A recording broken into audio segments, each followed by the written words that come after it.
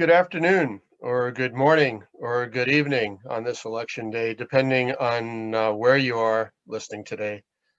Thank you all for joining us today for the seventh of our Columbia CBIPS lecture series on social justice and the AEC industry. I'm Rick Bell, filling in for Feniaski Peñamora.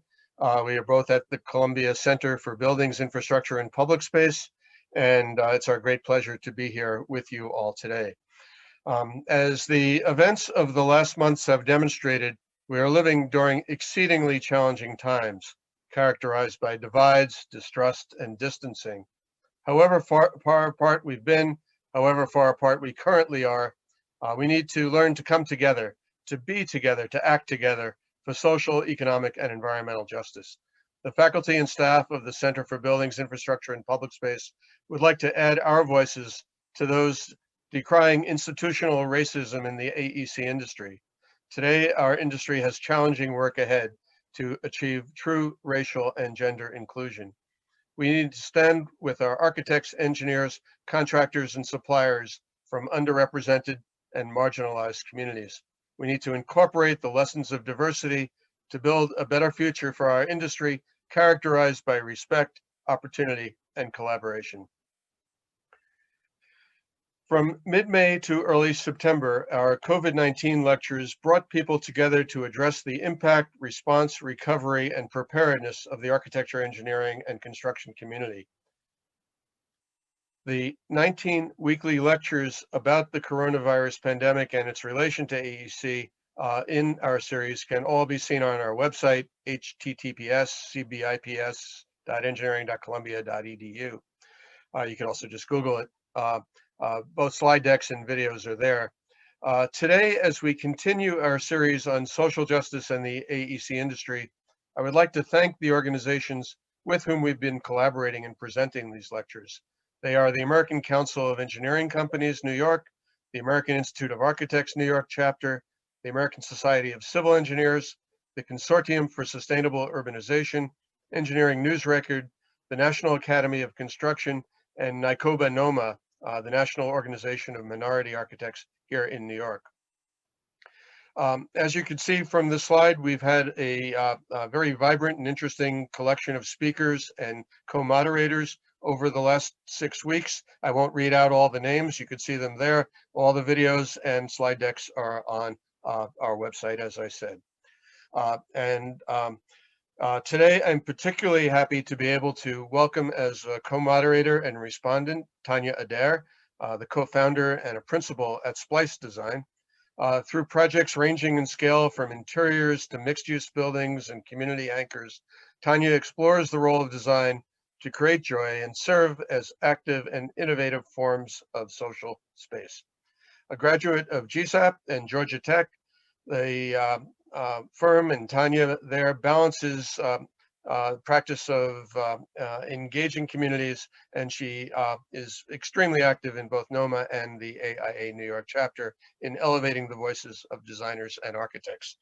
With that, I'm going to turn it over to you, Tanya, to introduce our speaker. All right. Thank you. Thank you, Rick. So today it's my pleasure to introduce the speaker, Pascale Sablan, who is also a very good friend of mine. With over 12 years of experience, Pascale has been on the design team at S9 Architecture for a variety of mixed-use, commercial, cultural, and residential projects in the US and around the world. The firm's most notable achievement is the Bronx Point project with 540 residential units, a community facility, cinema, and the Universal Hip Hop Museum. Pascale is the 315th living African-American female architect in the US to attain her architectural license. She is the founder and executive director of Beyond the Built Environment, LLC, positioned to uniquely address the inequitable disparities in architecture by providing a holistic platform aimed to support numerous stages of the architecture pipeline. Beyond the Built Environment elevates the identities and contributions of minority architects and designers through exhibitions, curated lectures, and documentaries that testify to the value of their built work and its spatial impact. Pascale curated Say It Loud exhibitions at AIA New York's Center for Architecture Gallery and NOMA's 2018 Unbounded Conference, among many other locations. She has been recognized for her contributions to the industry with several awards, including the 2018 Pratt Alumni Achievement Award, Emerging New York Architect Merit Award, and the NOMA Prize for Excellence in Design. Pascale was selected as the 2018 American Institute of Architects, AIA Young Architects Award recipient, and, drumroll, was recently elected as the national president of NOMA. A more detailed bio is on the CBIPS website. Thanks, Pascale, for being with us today. The floor is yours. Wow, that's great. Thank you so much for the introduction. Hello, everyone, and thank you so much for taking some time out of your day today to hear a little bit about my journey, the work that I'm doing, as well as seeing how we can get involved. I won't get into all the hats that I wear in the work that I do because Tanya did a great job of listing them all for you already. But I will say that I hold those positions and board positions of power to give me the opportunity to both become knowledgeable about what the issues are, as well as who are the advocates for change and for progress. It also creates this really great connection with the community in which I want to serve and participate in programs and initiatives. So the very first part of this conversation is about really encouraging you all to get involved, to get networked into these advocacy organizations that align with what your particular passions and interests are. One key fun fact about this presentation, the black and white pages kind of sets up the issues. The yellow pages is of what I personally have done to try to address those issues. And then the cyan pages, my favorite color, goes to what I'm continuing to aspire to do. And I think it's important that when we present, when we talk about our ideas, we don't just wait till things are executed and completed. We'll really talk about our process, because you never know who in your community could be part of your team that can help those goals and those missions come to fruition. Okay, so jumping in. So in those programs, I get to do projects like Project Pipeline, which is a NOMA national event. And in that, we mentor young kids and tell them about architecture and get them excited about the profession. And afterwards, I often wonder what happens when those kids go home and Google the word great architects. Who are their examples of what great architects are? And Google Banner comes up with 50 names and faces. And here are 4 rows of 10, so you can see the top 40. And this really ranges from contemporary architects all the way to Raphael and Michelangelo. So this is a large breadth of who's considered as great architects. Unfortunately, I can't see your hand, but in your head, try to guess how many are actually women on here. 1.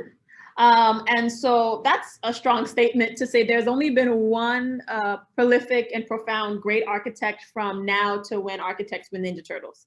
And so how many do you think are African American? 0. What we do have is 9 minorities. Zaha is clutch. She holds it down in 2 categories.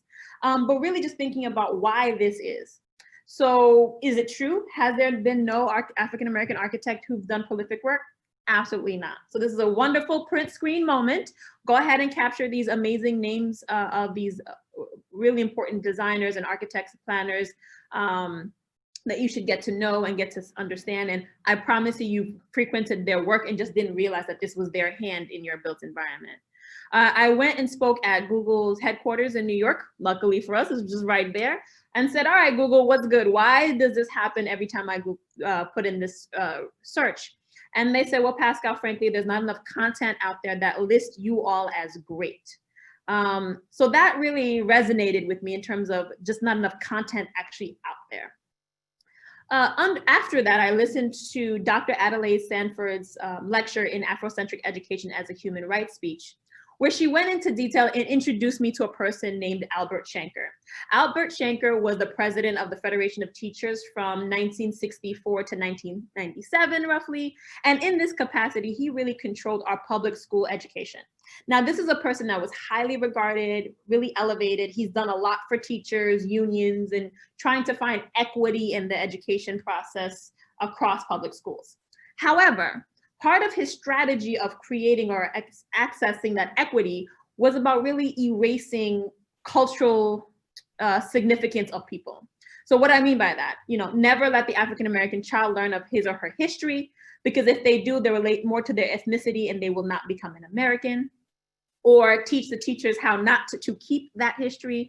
So these are kind of issues that really talk about our public school system. And in her speech, the point that she was making is that our education system still is plagued by that idea of not really documenting us. And so what have I done? I've said it loud. So I curated my first exhibition in New York in 2017, when we were able to elevate 22 amazing designers. The concept of the exhibition is to see our faces, hear our voices, and feel our impact within the colorful tapestry of our heritage. So see our faces, really nice, large thumbnail headshots that label our project. So you're not just reading our names, but you see what we look like. Hear our voices. We have video testimonials on either side of the gallery that spoke to our experience and what inspired us to get into the profession. And feel our impact, and that's through our projects that we ultimately want you to see us through anyway, and assess our importance to the profession based off of that lens. And I wanted this exhibition to be vibrant, to be bright, to be loud, and that was really a really important key component to this. From there, someone at the United Nations saw the exhibition and invited me to host another exhibition at their New York campus in their visitor center. And in the opening of that exhibition, they gave me the power of the podium. And that kind of goes to what I talked about earlier, where I took that opportunity to not just thank all those who were involved and all those who supported that initiative, but also talked about my aspirations about making Say It Loud a national movement. And before I stepped off of that podium back to my seat, I was tapped and was told, we'll make this an international movement, which was dope and exciting to hear. Then in 2018, AIA had their national conference here in New York at the Jacob Javits Center, which was literally 1 block away from my job. And I had put in a series of requests for lectures and panel discussions and exhibitions, and they were all rejected. And the reasoning was that it was too bespoke and too specific to a particular demographic and not inclusive enough where people would want to participate and kind of come in. And so this is my next kind of thing that I want to share, is about always pushing a yes out of a no. And so hearing that they did not want to, and also leveraging the fact that my office, S9 Architecture, was 1 block away, I first asked them if I could take over our main conference room for a few days. I then contacted the United Nations and said, hey, are you guys done with those boards and that model? If so, let me get them. I asked AIA, could they put the exhibition on their app? And then I asked the building if we can have visitors that would sign in when they got to my level. And through that, we were able to organize and host 2 panel discussions and the exhibition all during a conference, and was actually really well attended.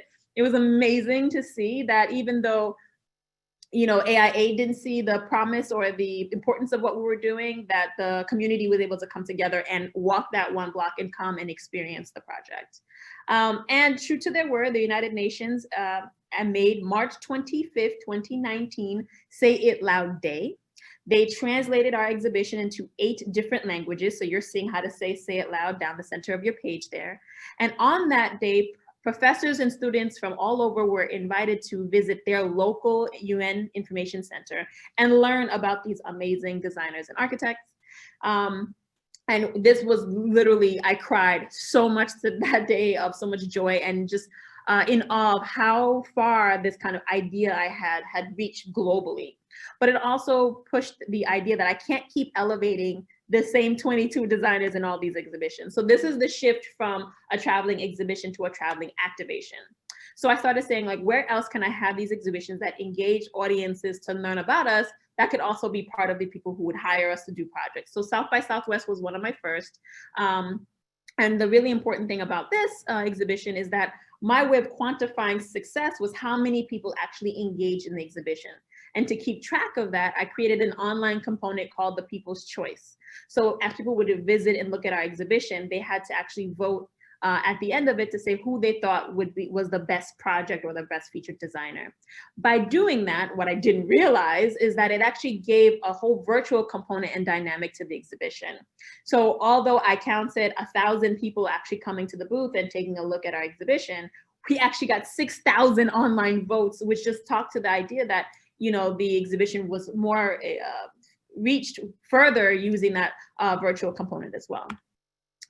Then next, the following year, guess who got invited to the AIA party, got a prominent exhibition location, and actually even the president, William Bates, made it a point to come and say it loud as well. So I think it's important to just show that even though you might get a no, by pushing your yes, you might provide opportunities for yourself in the future. I also love to publicly speak. I love lecturing. I think you figured that out by now. So I would leverage these requests for me to come speak as opportunities to do Say It Loud exhibitions as well. So when I was invited to speak in front of 750 people at the Architecture Exchange East Conference, I was able to negotiate a Say It Loud Virginia exhibition in November of 2019. Also in November, we did a Say It Loud Pennsylvania. What was great when we organized with NOMA PGH, shout out to them, I talked about really the idea of this exhibition was to activate and create a way for the community to learn about their local heroes and legends. And so the feedback came in like, how are the community gonna come to the UN, come to South by Southwest, Center for Architecture, all these highbrow, exclusively accessed spaces. So hearing that, I spoke to the NOMA PGH team, and they programmed this exhibition like no other. They picked a venue that was in the community, a community gallery. They had youth days, they had networking days, they had panel days, they had keynoting days. Like every other day, there was a program that really pulled the general public in and truly made this my first community really centered exhibition. So shout outs to them. Also in November of 2019, November was crazy, y'all, was Say It Loud Illinois. And that was by invitation by the Community Builders Group, who actually hosts and has community centers throughout Illinois. And so what we've done here is we're able to actually put this exhibition up, again, elevating and featuring women and diverse designers of Illinois, and have it in a community space. And this is a space where they rent out for birthday parties and baptisms and all that fun jazz. And what was great is it was supposed to be up for a month. It ended up being up for 4 months because really people loved it so much. Community asked for extended time, and even hosted community events in the space in the backdrop of it.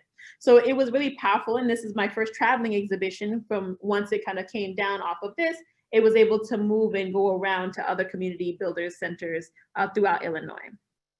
Say It Loud Georgia, which happened in January of this year, was my first School of Architecture exhibition. And you'd be surprised how hard it is to get a School of Architecture to try to agree to just elevating women and diverse designers, but that's a whole other lecture. What was really powerful about this exhibition was actually being able to elevate Bill Stanley III and his wife, Eva New Love Stanley, who actually designed and constructed part of the Georgia Tech campus. So it was really powerful and amazing that I was able to elevate their contributions to the team and to the students who their life they impact on a daily basis. In February, we had Say It Loud UK, my first international exhibition where we were invited by the Royal Institute of British Architects. It was a harder sell. People really didn't know me out there, but I think the issues were still consistent. So we were able to find and have discussions and have this beautiful exhibition there and really start to expand the conversation of not just it being a US issue, but more of a global issue as well. And then in March, we had Say It Loud Ohio, by far my biggest Say It Loud, 44 submissions, 32 video testimonials. It was amazing. And we hosted it at the Caramoo House Theater, which is the oldest African-American theater in the country. Totally thought that was the Apollo. Apparently Apollo was whites only for till the 1930s something. Who knew?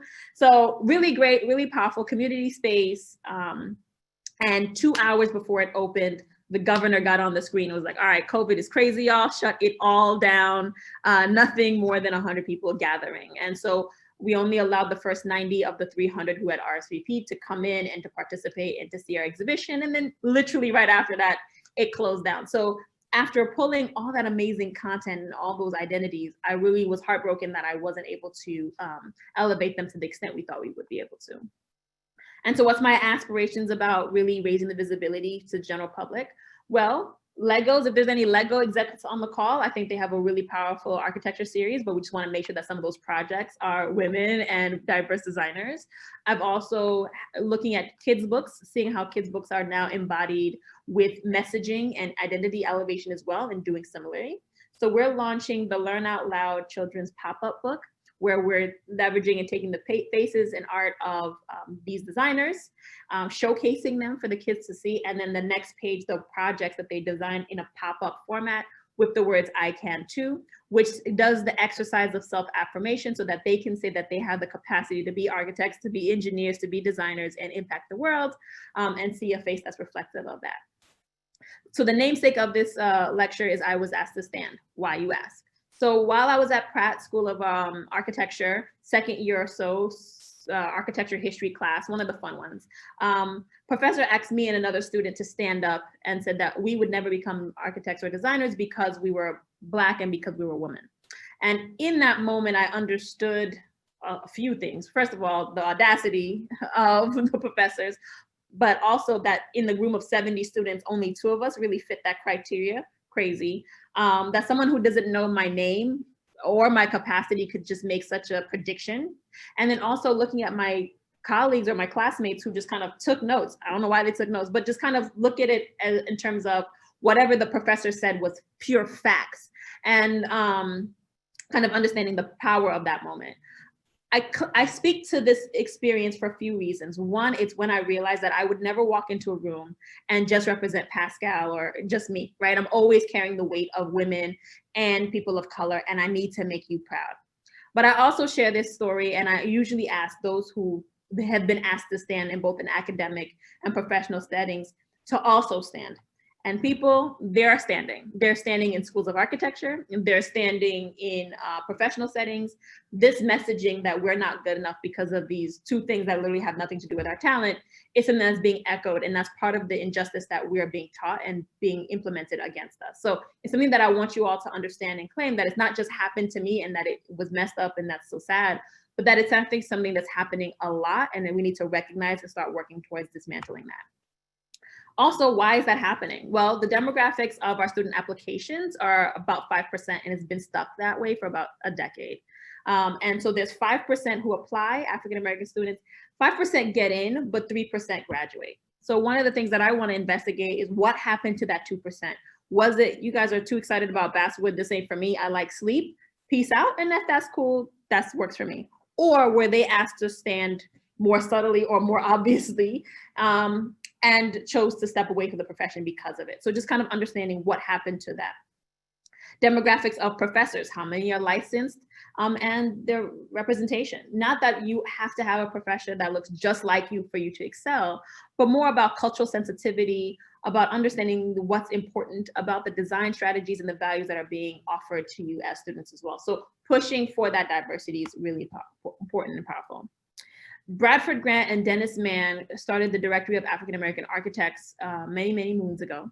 And what is powerful about this site is that it was a place for us to capture and keep track of our progress of diversity. And they were doing it long before we started including it in NCARB and all that fun jazz. So they really have that knowledge base. However, in January of this year, University of Cincinnati was like, you know, this website, we don't think it's of value anymore, so we're just gonna stop funding it.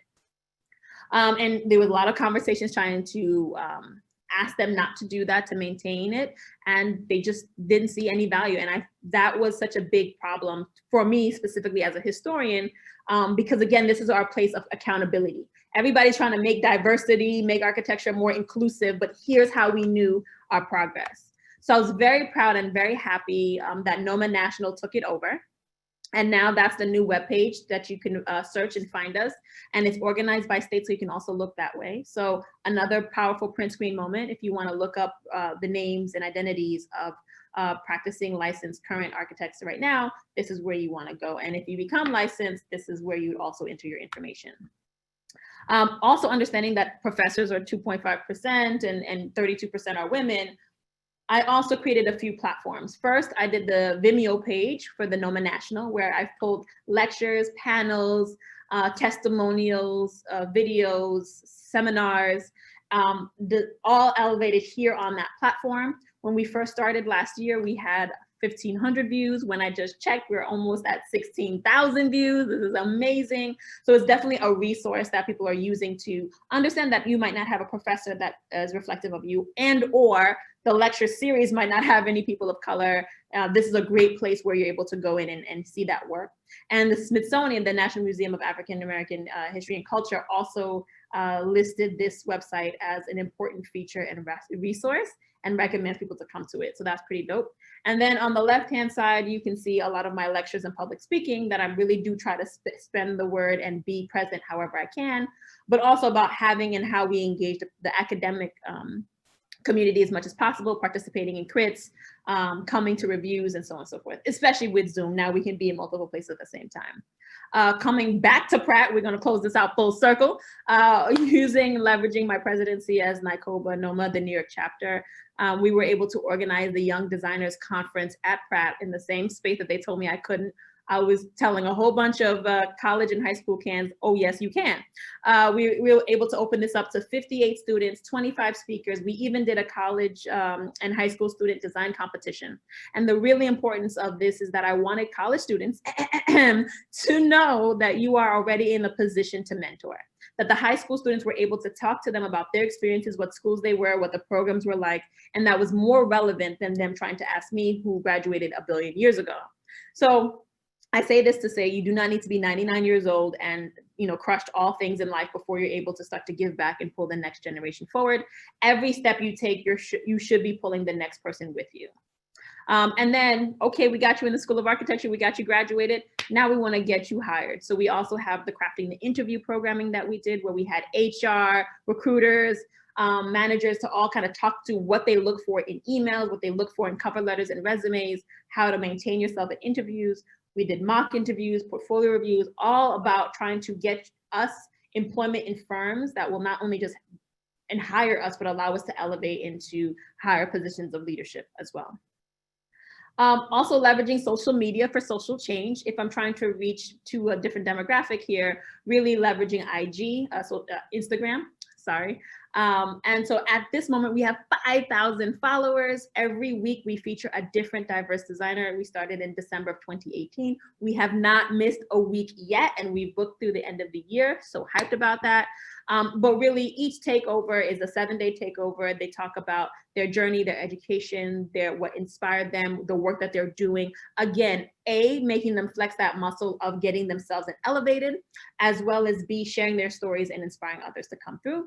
So I'm asking, if you're not already following at Beyond the Built, please do so right now. And then all these exhibitions, 15 so far, plus 6 more planned for next year. I'm gathering all this amazing content from all over. So how can I leverage that? So in April of 2019, I launched the Great Diverse Designers Library, where I pull all the content that's gathered by all these past exhibitions into one place. It's not just a headshot, it's our work, it's our bios, it's our product's achievements, and it's sequenced both by alphabetical order and by location. As of this moment, we have 421 profiles, just got another one, profiles up on the site.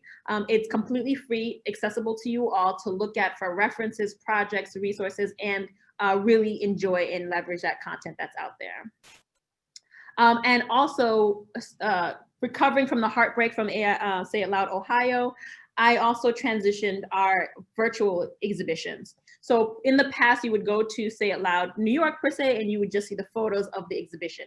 Now you get a whole virtual gallery where you see everyone's face, see someone familiar here. And when you click that, that takes you to their full profile page that's on the library. So right there on your right-hand side of your screen, you're seeing all the virtual exhibitions that I have. So feel free to peruse and get to know and really celebrate these amazing diverse faces and work. All of the strategies in doing this is actually trying to culminate into a Great Diverse Designers book. Really excited to share that we got a publisher who is working with us to make this book happen and hopefully integrate into the academic school year next year. But elevating those identities of that work of all those people and putting them in a place that could be leveraged in the School of Architecture. On the left-hand side of your screen, what you're seeing there are the maps that showcases all the locations that are represented in the gallery in the library at the moment. I really wanted to break beyond this idea that architects only live in New York or California. There's a lot of space in between and a lot of talent in between, as well as beyond the United States. So having these worldwide submissions have been really powerful and phenomenal as well. Our ancestors are our heroes and we are their legacy. So why are we not getting licensed? Well, according to NAB, it could take you between 11 to 12 and a half years to become an architect. Me personally, I've always known I wanted to be an architect. That was my answer since I was 10. I did my 5 years at Pratt, my 1 year at Columbia. I knocked out my IDP in 3 years, but man, that ARE exam was not playing with me. So ultimately, it took me 13 years to become an architect. And then how much does it cost? So again, according to NAB, it can cost between $40,000 to $232,000. And those are on the call. It's on the six-figure side here on what it costs to become and get this degree. That's me at the bottom, full transparency, y'all. $67,000 is what I owe for all of my education. And I have a 4-year-old son. I will be still paying back Sally Mae even when he enrolls in college. So we are talking about a 13-year commitment of education and some serious 30-year debt. And when you come out, are we balling? No. And if nobody's told you this so far, I'm sorry to break it to you, but we come out making about $48,000 to $50,000, depending on the economy, depending on the profession at the moment, whereas other professions that require the similar time and financial commitment come out making 6 figures as like 105,000, right? So just understanding this kind of relationship there. Then I hear why we need to introduce the profession to people of color. And I wanted to just kind of push a caveat that it's not necessarily that we need to be introduced, is that the relationship is a negative relationship. So people in socioeconomically challenged neighborhoods deal with the scaffolding, deal with the debris, the noise, the rodents, the noise, all the stuff that goes to the construction process. And when that project is done, it hasn't solved their need for a playground, which is still the street, or their water park, which is still the fire hydrant, or their gym, which is their stoop, right? It's usually a development and design for others, and usually a reflection of a movement of that they need to get out and that they can no longer afford to be there, and more erasure of their culture from the built environment. So it's not that people of color or kids of color don't know about architecture, is that we're the villain. Great design doesn't access all people, and we need to understand that. There are 115,000 architects in the United States. Currently 2% are African-American architects, and as of recently, there's 500 African-American women currently practicing in the United States architects, and I'm the 315th living African-American architect woman in the US. And in that role, in that capacity, I try to be visible to the community as much as possible. I participate in parades, I participate in protests. I am a member, I'm vested in this organization. I'm going to challenge you and push you to do better and meet the needs that I have and demand them, obviously. I share my story and I try to represent the profession as much as I can. I also make room for our experiences, like those 2 panels that I talked to you about that was super exciting and successful with A18, as well as the J. Max Bond lecture series that we host at the Center for Architecture, again, speaking to our heroes and making sure that they're part of the conversation and their legacy remains. I protect our history. If articles are being put out there that is inaccurate, I find the time to mark them up and put them on blast and demand that they be corrected. And also not just complaining for the sake of complaining, but also being able to say, if you need so much content in February or for Black History Month, or more content about women in March for Women's Month, you know, pair up with us. So now we have MOUs and relationships with these publications with the historian seat of NOMA to make sure that we're providing real content that is topical and of importance of what we think about, and it's put embedded in a real place. So again, people are very lazy with our information, and I make sure to hold them accountable. What's my long-term goal with that? I really want to create a more intrinsic relationship with media typologies and publications to make sure that we're being elevated in all ways. And so after the lynching of George Floyd, I launched the Dismantling Injustice Initiatives, one of which is called Say It With Media, or Say It With Me. And I'm asking media publications to do a few things. The first is to do an audit of how many women and diverse designers do they actually show in their publications annually, and commit to increasing it by 5% until a minimum of 15% is reached. I want them to specifically call us great. And if you don't use the G word, use comparable language, but that's really getting back to what Google said. And so really using that same language of elevating people and talking to the experiences of them. Including research and historical content as part of the conversation. A lot of the work that I'm doing is really capturing contemporary, currently practicing designers, but we've been here doing amazing work, so let's keep track of that. So leveraging their resources to do that as well. And then lastly, I want them to commit to educating about how architecture is used as a tool to facilitate oppression. I think more that people understand how that happens, they can start being more mindful and design against that. When we talk about JEDI or diversity work or inclusion work, it's almost through the lens of profession. But I want to just take a few minutes to talk about how architecture can be advocates as well. First, so that you guys don't think I'm crazy, I can show you how it is being used to oppress. There's people like Robert Moses, who I was taught was this amazing thing, the best thing since sliced bread to New York and all the things that he's done. Never knew that he was an avid racist who really did not appreciate Black people.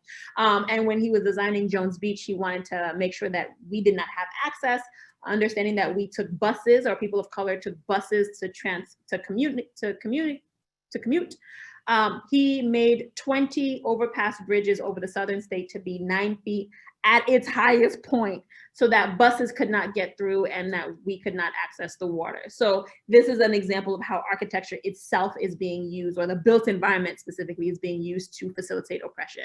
You have projects that have corridors, right? Where you have those who have market rate apartments get to the beautiful entry, and those who are using affordable gets to do the back door, which is crazy to me because this development could not have happened without that affordable housing component and all the benefits that comes with it.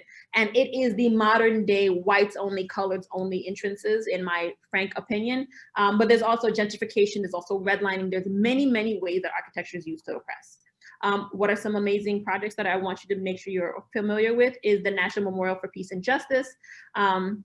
A lot of people were unhappy with this project, that it harped to a dark past. So challenge number one, it's not the past. As you can see, people are being lynched and murdered all the time, and justice is still not being found. And if you are perturbed or disturbed by pieces of metal inscribed with people's names and the dates of their murder hanging from the ceiling, then I need you to bring that same energy when people are being shot in their homes, or people are being choked in the streets, or as literally as this 8-year-old kid in New Hampshire being hung by some high school students in front of his 11-year-old sister, who was able to get help and save his life. And also hearing how law enforcement refuses to press charges on those high school kids because they're, air quote, good kids just trying to have fun. So again, it's important that there's a lack of acknowledgement in how we practice justice in our life and society, that architecture maintains that history because it's being erased. Also, you'll notice that a lot of textbooks are removing the word slavery and replacing it with unpaid laborers. And photos of slavery, instead of the horrific nature of what slavery was, are showing people of color dressed in their Sunday best having picnics in the field. You think I'm joking, but I'm not. So as we think about how history is being written and captured and erased, it's important that the built environment keeps that history as well. The National Museum of African American History and Culture was actually first requested back in 1915. And the statement was, African Americans have not done anything of significance that would warrant a museum on the mall. So just the existence of this museum itself is a 100-year protest. It is also a project come together by an incredibly talented, diverse team. And then it's also a building elevating our contributions to society. And it also gives us a place, a safe place to send our artifacts, send our work, send our contributions, because up until that point, we really didn't have a place. There's also the National Center for Civil and Human Rights in Atlanta, one of my favorite projects. I can't talk too much in depth about it, but this exhibition here really translated this an experience to me that brought me to tears. And I think it's really powerful when an architecture or an exhibition or spaces can help translate some of those experiences to give us more root and understanding of what happened and what our task is moving forward. J. Max Bond Jr., we were able to get 162nd Street in St. Nicholas renamed J. Max Bond Jr. Way. Hopefully, as those in the community see that name, they research, they look him up, they see the amazing work that he's done and how he's helped build and support New York in many ways. Personally, I worked on the African Burial Ground National Monument in downtown Manhattan. And again, I won't go into too much detail, but during the construction of yet another federal building, they found African slave remains there, and they were chucking them out until a whistle was blown and they was able to stop that. Howard University came in and did a lot of research and was able to find bodies and remains from 8 months old all the way to 60 years old. And what we did was we inscribed on the ancestral chamber a full map of downtown Manhattan and a map that shows the extent of the burial ground of 20,000 African remains in downtown Manhattan. So literally, it's not just our site. It's all of downtown Manhattan is conceptually, physically, literally, emotionally, spiritually built on the bones of African bodies. And every building that's constructed saw those bodies and continued to build anyway. That's your city hall, that's your federal buildings, that's your Supreme Courts, right? All that sits on our remains. And I think it's really powerful that this lot of land, this small lot of land, actually calls to that history and engraves it on the side of the architecture, so you know that as well. And those mounds here that you're seeing in the landscaping is actually those bodies that were studied, reinterred on the site, so that you know this is not where you escaped, this is not where you go to on a date, this is where you come to connect with our ancestors and to pay respect. I also leverage my mentoring as an ACE mentor with high school kids to help design a campus in Haiti. I'm also Haitian. Pascale is one of the most supreme Haitian names you'll ever find. So you see that name, most likely are this French Haitian background. But after that earthquake in 2010, we were able to design a campus together with ACE to help kind of show the vision, a resilient vision for what and how we can build moving forward. And then I have environmental justice. I want to talk about sustainability. I'm also a LEED accredited AP. 888 Boylston is the highest performing speculative office building in all of New England. LEED Platinum project. I'm really proud to be part of this team. And again, architecture can talk about not just racial justice, but also about environmental justice as well, and that's important. Bronx Point, which Tanya spoke to in my intro, is a 542 affordable housing project with the first brick and mortar hip hop museum. That's right, there's never been a built museum dedicated to hip hop before. Community facilities and retail on a public plaza, a waterfront access, upland connection next to the Mill Pond Park. This is a project that's designed for the community, with the community, and embeds the community's culture in the building. The concept is hip hop. That's why you see the fenestrations have movement within them. When you look at that project on the lower left-hand side, you don't see the projects, you see a building, a design that should make people feel proud to have a home and be there. And this week, we actually just got a PDC Design Award for Design Excellence, so really proud of that as well.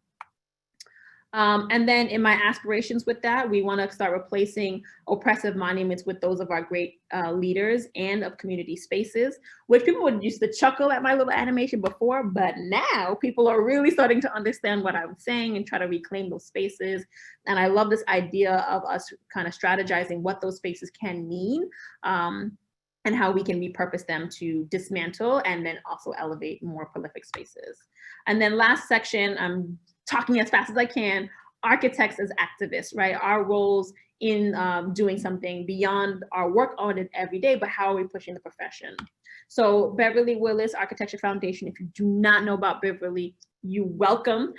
She is a phenomenal designer and architect who owned her own practice.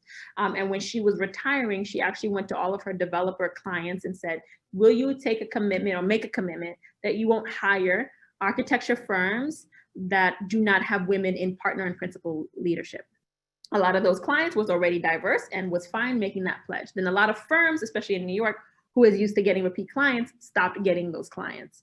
So what did those firms do? They looked around, found the women in their office and mentored them and put them in a position of leadership. And not just to sit them in a chair, but actually show them what it takes to run a business, because having partner principal level means equity, right? You're part of that project, you're part of that firm. So I thought that she was brilliant in the sense where she knew she wanted to move the profession and she wasn't moving it from within. So she recognized that clients' pressure is actually extremely effective, and she leveraged her relationship to make that happen. There's the National Organization of Minority Architects, NOMA, which I've talked about a few times today. We have chapters across the United States. We are doing great. And next year is our 50th year anniversary of us consistently always fighting for justice, equity, diversity, and inclusion. So we are not new to the game. So if you're interested in kind of thinking about where you can volunteer and support, NICOBA is a great local New York chapter, but there's also chapters all over the world who are hosting incredible programming and conversations. So if you can support and participate. NOMA's national programming that I talked about in the beginning, Project Pipeline, where we really take kids around their communities, talk to them about architecture, and then they come back and they design a project and talk about how they're going to use architecture to solve some of their issues for their communities. So again, a lot of these camps are happening virtually and online. So if you can log in and be a mentor, I highly recommend it. Shout out and look out for that. There's architects and designers such as Tiffany Brown, who's out in Detroit, Michigan, which is a 400 Forward. What she's pushing for is really stewarding the next 400 women architects of color into the profession. And what she does, instead of a camp one time, she captures 6 or 7 girls per year, takes them to lectures, take them to construction sites, take them to wood shops, write their recommendation letters, talked about what schools of architecture they should consider. And even if those kids don't, then they actually had a real authentic invitation to understand and learn about what we do and how we do them. And what I loved about it is that she wasn't trying to do like 1,000 kids, but she was trying to be really impactful and consistent. So that's another method of engagement with the community that I wanted to showcase. Then you have Brian Lee Jr. Doing the Design as Protest national movements, where he actually just shows up to the communities and say, okay, what are your challenges? Don't worry about if there's architecture or not. We're going to leverage all of our skill sets as architects, critical thinkers, problem solvers, synthesizers of documentation, graphics and visual communicators to help solve those issues, make those commitments, and make those changes. So he's really using architecture as a way, or the profession, and engaging communities to solve larger community and society issues. So he's out of New Orleans. Highly recommend getting involved with his work. That's also on a national platform.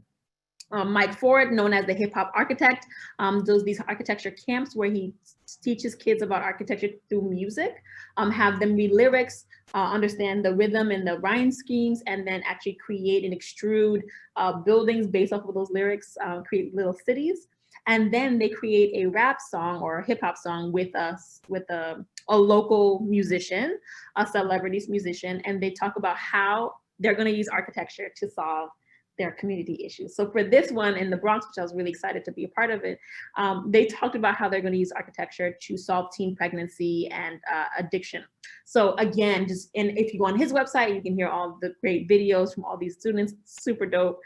He's hanging out with Oprah, he's on Rolling Stone, and he's been really great about breaking beyond our profession and really capturing the next generation and getting them excited. And then for me, we have the See It Loud augmented reality app, where we're leveraging, again, the information that we gathered from these Say It Loud exhibitions, creating like a Pokemon Go, if you will, where you're being told where there's buildings around you that are designed by women and diverse designers.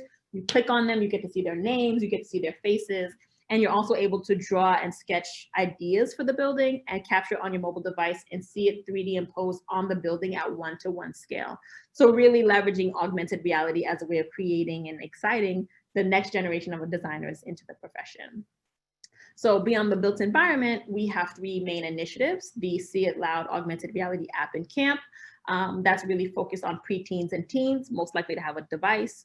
The Say It Loud exhibitions, that's really focused for students and professionals. And then we also have the Learn Out Loud children's pop-up book, which we talked about earlier, which is really geared for smaller kids. So really using those initiatives, all the information that we've gathered, the community that we're engaging, to enforce that pipeline from being excited about the profession to being elevated in the profession and to really envisioning your change of the profession. In the ultimate measure of a man, it's not where he stands in the moment of comfort and convenience, but where he stands at the time of challenge and controversy. I was asked to stand in that classroom, and I've been standing ever since. I really hope that you are inspired to stand with me. Thank you. Wow, wow, wow, Pascale. I'm borrowing words from comments already in the Zoom chat, just to say thank you so much for that fantastic, vibrant presentation. And we've got all sorts of questions. Looking at the time, I think we'll get maybe through 2 or 3. So I'm just going to start off with a lead-off question. We talked about kids in our environment. Being aware. Kids are highly imaginative, right? So they see architecture around them. So it's not that, you mentioned that it's not that they don't know about architecture potentially as a path. But what do you think, with the statistics that you were showing, what do you think is the greatest barrier for keeping our students flat, right? The numbers of people graduating flat. And with all of these fantastic initiatives, is there one that you would say is a primary to move that flat number? Or is it, as you said at the beginning, everyone needs to be all in with the thing that they're passionate about? Wow, that's a thick question. So I would say, you know, first, what I was hoping to communicate is that it's not a singular issue, right? There's many aspects to what's keeping us out of the profession and why the percentages remain stagnant. You know, it's about our relationship to architecture. It's about the cost of architecture. It's about the time that it's committed to the architecture. Then once you're in it, are you able to get employed? Then when you're employed, are you stuck with a ceiling, right? Those all kind of push the issue, as well as a lack of seeing greatness. You can't be what you can't see. And so that's also really critical for us to understand. Then we talk about schools in that same NAB report, I think the one that came out this year or last year, stated that 65% of African-American students who graduate with a degree in architecture come from 7 HBCUs. 7 schools are pushing out 65% people of color with degrees in architecture. That's insane. So if we really want to support the pipeline, then you actually need to go to where the pipeline is the strongest and give those schools that kind of power and support. Right? People need to show up in that dynamic. But the reason why I talked about all those different ways that architects are engaging is to inspire all of you to give back in a way that maybe fits your dynamic. Maybe you're not a public speaker, but you like the Tiffany Brown mantra, or you know, you might not think that you can make a big impact, but really you can anyway. And it's not just a matter of finding and starting your own organization, but just participating in the memberships and organizations that are there. And so I think that's really important and critical that we get involved, and not just get involved for the grunt work, but get involved for the knowledge. Because when you're in those membership organizations, they have these talks, they have these conversations, they pull the experts, and you get to learn and understand a little bit more about the complexity of the issue that you're challenged with and try to attack it from that end. So I would say it's a multi-dynamic issue that is not just going to be solved with mentorship. Stop it right now. We got to do a lot of talking, sure, but a lot of more action focused initiatives needs to start happening. We need to claim our lack of fighting for justice, right? Whitney M. Young told us we're great at giving ourselves awards, but incredibly irrelevant when it comes to the fight for civil rights. You know, where are we in this fight right now as we fight for civil rights and people are fighting in the streets for the right and dignity to even live and survive? What's architects' role in that? And honestly, we need to stop designing and building pieces of architecture that will facilitate racism and oppression. And until we stop doing that, those people have the absolute right to hate us, to not want to engage with us and not want to be in our profession. And that's just to the detriment of society in entirety. Right. All right, fantastic. So I'm going to pull a couple of questions from the chat. Sure. First, we'll start, and hopefully I'm getting everyone's name correctly. Apologies if not. Eve Michael, I believe. And I borrowed the wow from her. What wonderful and energizing presentation and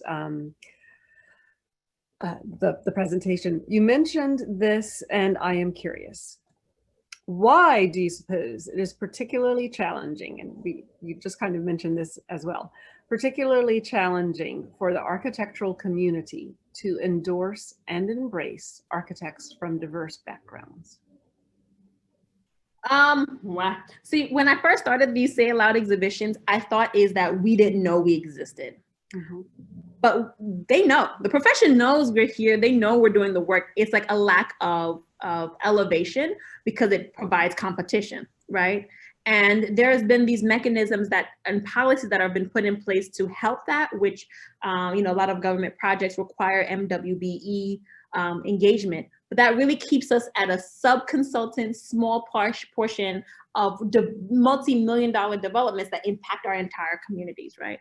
And so there's just been a hesitation to give up some of the privilege of that position.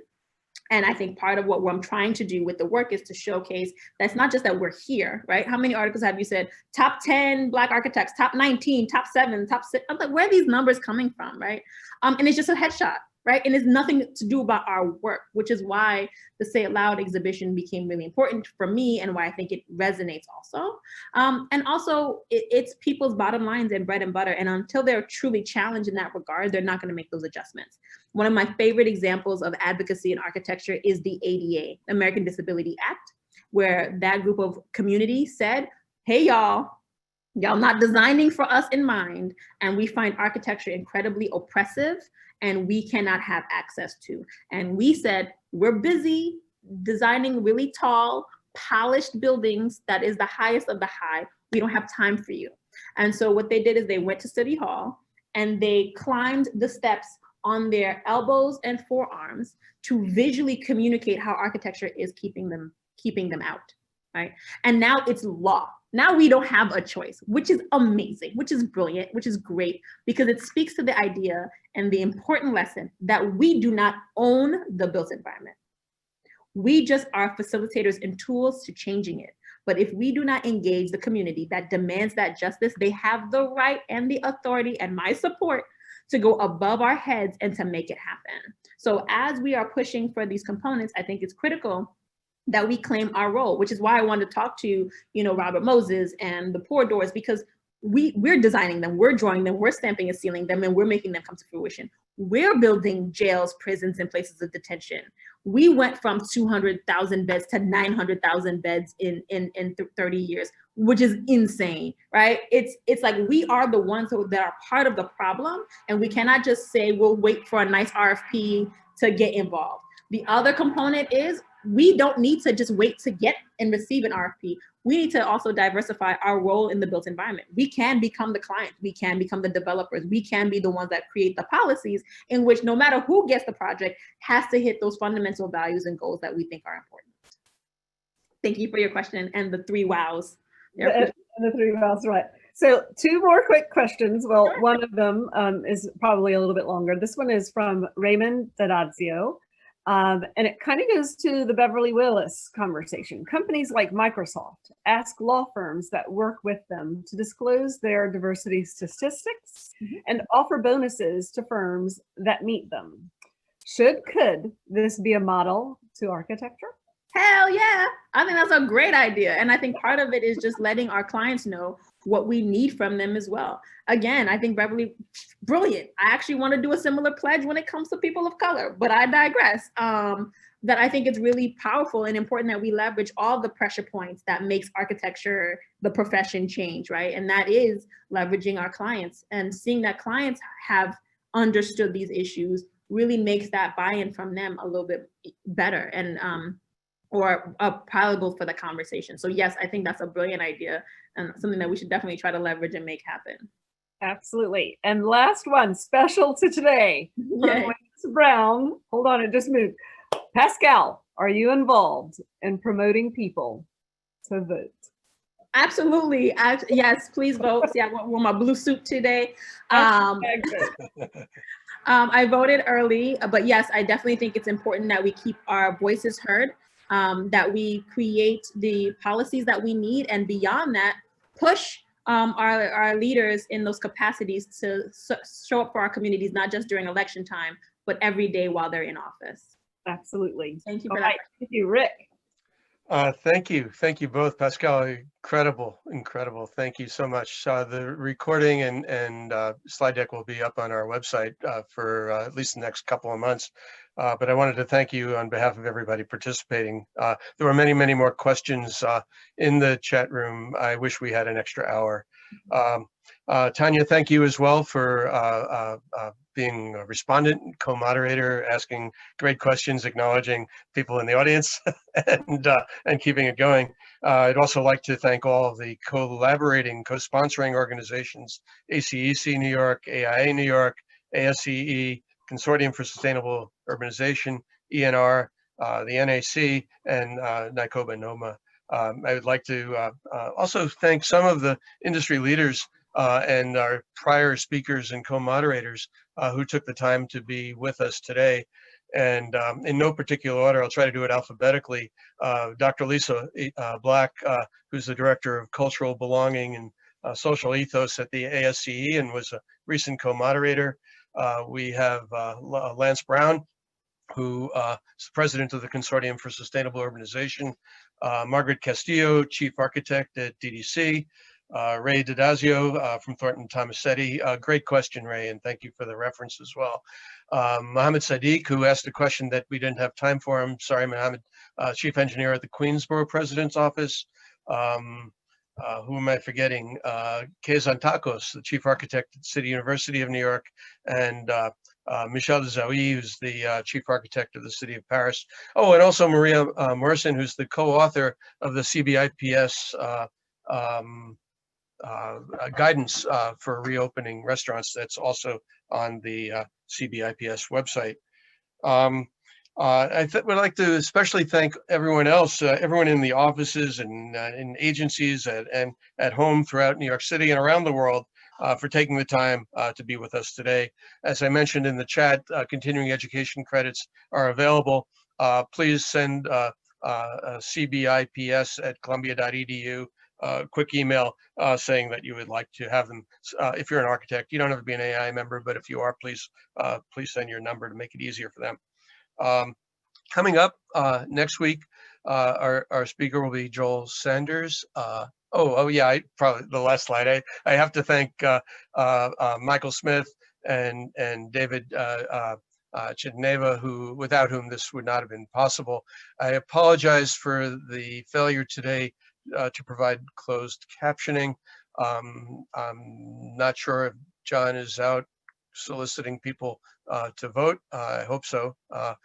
Thank you, Pascale, for exhorting people to do so. But we would definitely have closed captioning next week and the week after for those who commented on it Slack. I do sincerely apologize. Next week, as I was beginning to say, Joel Sanders will be our speaker, talking about some of the work of his collaborative in mixed design. Co-moderator Javi Malich, who's a sociology professor, was at NYU.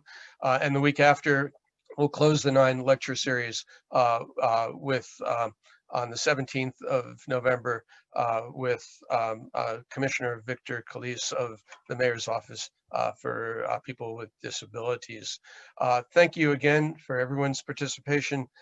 Really appreciate it. And Pascale, can't thank you enough. Congratulations on being elected as president of NOMA. And to everyone else out there also wearing a blue sweater, please go out and vote if you haven't already. And I hope we'll have a cause to celebrate tomorrow. Good night and goodbye and good afternoon and good morning, everybody. Bye-bye.